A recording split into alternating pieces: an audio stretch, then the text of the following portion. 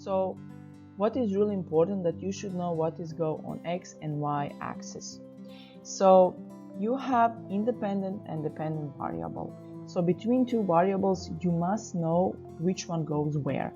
So what is actually here important, that when you are doing the graph, the independent variable will always go on X-axis and dependent variable will go on Y-axis. This is really important, and this can help you a lot, of course, if you know which one is in your experiment independent and which one is dependent. Bar graphs or bar chart is used, like we mentioned before, when you have one categoric variable, which is meaning that one variable that is including words. So regarding any kind of chart, you need to label them. So you need to include what is your chart title or the name, and you need to put what do you have on X-axis and what do you have on Y-axis, so the title on both of them. Also, if you have measuring units, you must include measuring units. So this is really important when you are doing any kind of graph. So one more time, bar graph or bar chart is used when on the X-axis, so here, is a range of categories, names or labels, which is meaning categoric variable, categoric data, including words. And on the Y-axis, you can have some numerical value. So the point of the story here is that bar chart or bar graph, you can use if one of the variable is including numbers and the second one will include words. So it doesn't need to be that both of them must be words. So one word, second one number, you are still using the bar chart. So also we have this bar graph or bar chart, but we also have different diagrams also that can be used to represent data. So for example, the frequency diagram is also some kind of way that you can present your data. But what is the difference here is that you have something that we call the frequency table. So the frequency table will look like this. So for example, let's say that you have here some colors, let's say eye color in the classroom. Then you have these tally marks, and then in the end you have the frequency. So what's the point here? This is called the frequency table. So the frequency table must include, of course, frequencies. So what and how you should present them. So basically, frequency diagrams usually can be either in form of the bar chart. So if you have some kind of this result table, so you can use either the bar chart like this one, either the line chart, so you're having line, and the third one is the frequency polygons. So the frequency polygons, they look like this. So these are three types of graphs, let's say, that you can use if you have the frequency table. You notice that the frequency table is a little bit different than the result tables that we presented before. Then histogram.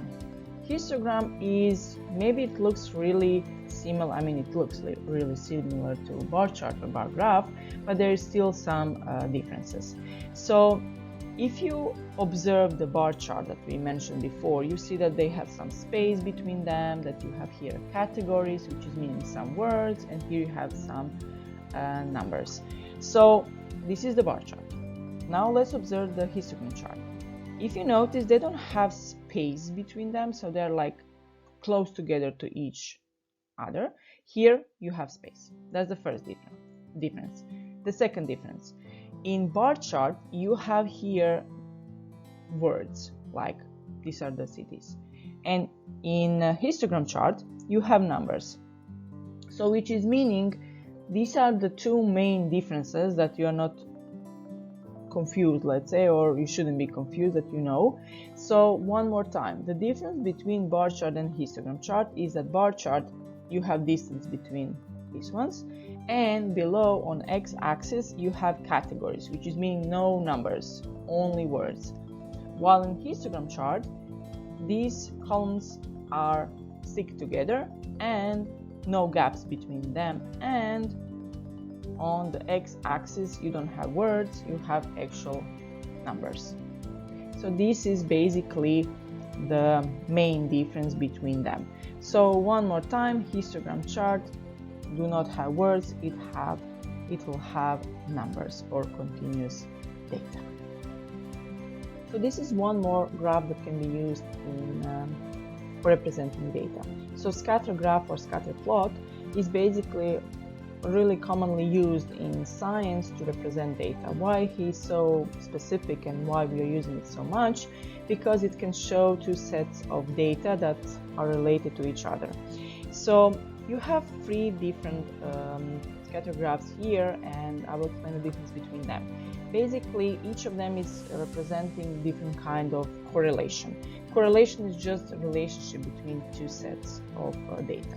So correlation can be positive, negative, or there will be no correlation. So how you can know which one is which one? So basically you have something that is called trend. Trend is basically the overall direction of the data. So in this case it can be upward or downward. So how you can know? Again, when you put all data in this from table to this graph, you need to include the best line of fit. So this is called the best line of fit. So if this best line of fit goes upward, then we are talking about positive correlation between these two sets of data that you had in your experiment. If this line of best fit goes downward, then we are talking about negative correlation between these two sets of data that you had in your experiment. And if you do not have any line of best fit here, then there is no correlation between the two sets of data in specific experiment. So let's do one example. So what you will need to do here, let's first read the task. So Megan owns a bakery. She counts the number of customers she has each day at the lunchtime on 30 days. The results are shown here. So this is the result table. So you need to decide what type of graph you should use to present this information, draw graph using information from the table, and what will be the conclusion of this investigation. So the first thing what you should actually do, observe the table that you have. If you notice here, you have the frequency. If you have a frequency, then this is called a frequency table. So if you have a frequency table, then you can use the three different types of graphs. So one is a bar graph or bar chart, the second one is the line graph, and the third one is basically the frequency polygon. So between these three, which one you will use will depend on the type of the data. So you have numbers, so you will not use the bar chart, so you can use either the line graph or the frequency polygon. And the next step is to draw that graph that you decide, and in the end you will do conclusion. So let's see how this actually should look like. What type of graph you should use to present this information? So regarding the frequency table from the task, you should use the frequency polygon. So this is how the frequency polygon looks like. So the next step, which one or why we didn't use, for example, the bar chart, because for the bar chart here you should have basically words. Then when you are drawing a graph, there's few things that you should think about. The first one, every graph should have a title. So the title should be, in this case, is frequency of customers at lunchtime. The second thing, the x and y axis, they must be labeled, which is meaning in our case here on x axis you have number of customers, so write number of customers. If you have measuring unit, put the measuring unit in the bracket. Here you don't have. Then on the y-axis we have a frequency, so you should label both y and x axis. The next thing regarding this specific frequency polygon is important that when you need to do the plot of the frequency polygon is basically how you are doing it. You put this plot the frequency at the midpoint of each group. So if you notice here, so this is the midpoint of each group when you are actually doing the graph. So the frequency is here, so when you do plot the graph, so frequency to the middle point or midpoint of each group, and then you draw the rest. And the last one was, what is conclusion of this investigation?